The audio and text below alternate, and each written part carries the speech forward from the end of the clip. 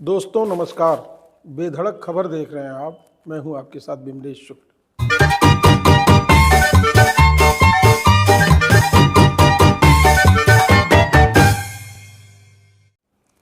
हमारे देश में भ्रष्टाचार दिनों प्रतिदिन बढ़ता जा रहा है।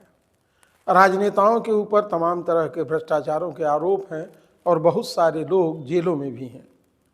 कुछ लोग ऐसे हैं जिन पर मुकदमे चल रहे हैं और कुछ ऐसे हैं जो जेल के बाहर आकर के राजनीतिक रोटियां सेक रहे हैं। इनके साथ साथ मीडिया का एक तबका भी इस तरह के आरोपों के घेरे में है।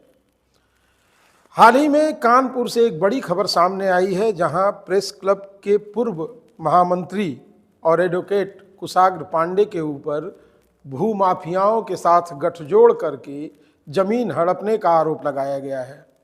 हालांकि इस मामले में प्रारंभिक जांच में तथ्यों को सही पाए जाने पर वहां के पुलिस अधिकारियों ने कुशाग्र पांडे के खिलाफ प्राथमिकी ही नहीं दर्ज कराई, बल्कि उनकी गिरफ्तारी हुई और उन्हें जेल भी भेज दिया गया। पुलिस कमिश्नर अखिल कुमार का बताना है कि उन्होंने जो बताया है उसमें उन्होंने कहा है कि कुशाग्र पांडे के खिलाफ बहुत सारी इस तरह की तहरीरें आई जिनमें अवैध रूप से कब्जे का आरोप था। उस एक मामले की जब पड़ताल की गई तो उसमें मामला सही पाया गया और कुशाग्र पांडे को गिरफ्तार करके जेल भेज दिया गया। पुलिस कमिश्नर का यह भी कहना है कि और कई सारे इस तरह के आरोप उनके ऊपर लगे हैं। ऐसी एप्लीकेशंस आई हैं जिनकी जांच कराई जा रही है। माल रोड निवासी अशोक कुमार मेहरोत्रा, जो काफ़ी बुजुर्ग हो गए हैं, उनकी उम्र करीब करीब इस समय 78 वर्ष की है, उन्हीं की जांच पर, उन्हीं के आवेदन पर जांच के बाद कुशाग्र पांडे को जेल भेजा गया और ये मामला सही पाया गया। उन्होंने जो आरोप लगाए थे वो सही है। कुशाग्र पांडे भूमाफियाओं के साथ मिल करके एक रैकेट चलाते हैं, इस तरह का आरोप है। तमाम ऐसे विवादित मामले जिनमें कूटरचित दस्तावेजों का प्रयोग करके कुशाग्र पांडे अवैध रूप से जमीनों की खरीद फरोख्त करते हैं और बेचते रहते हैं, ये सारे आरोप उनके ऊपर धीरे धीरे पुष्ट होने लगे हैं। अशोक कुमार मेहरोत्रा ने जो आरोप लगाया है, उनका कहना है कि वर्तमान में बेंगलुरु और कर्नाटक में रहने वाले कमल पाल, जो 1997 में 97 तक उनके ग्राउंड फ्लोर पर किराएदार के रूप में था और उसने केवल 1997 में जनवरी तक का किराया दिया था। जनवरी के बाद उसने किराया देना बंद कर दिया, तो परेशान होकर के अशोक कुमार मेहरोत्रा कोर्ट की शरण में गए।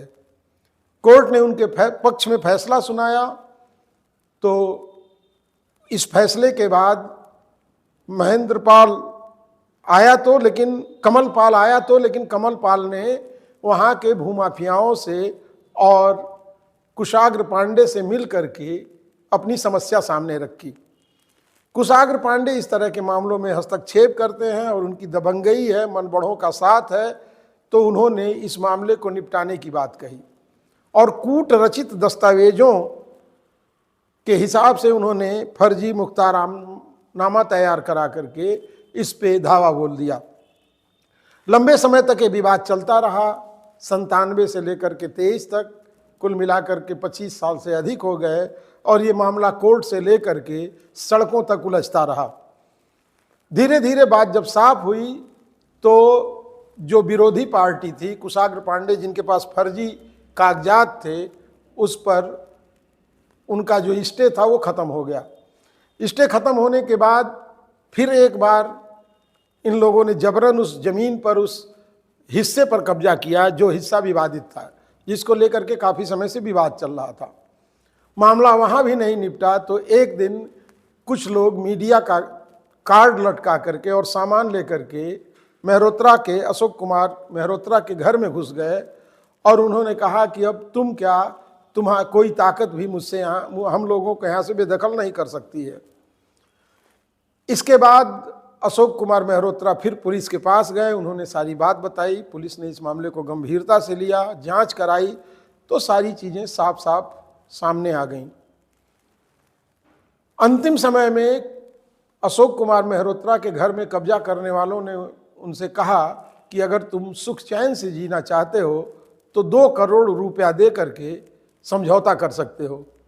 जबकि अशोक कुमार मेहरोत्रा का कहना है कि जब हमारा अपना मालिकाना हक है, ये संपत्ति हमारी है, तो हम किस बात के लिए पैसा दें।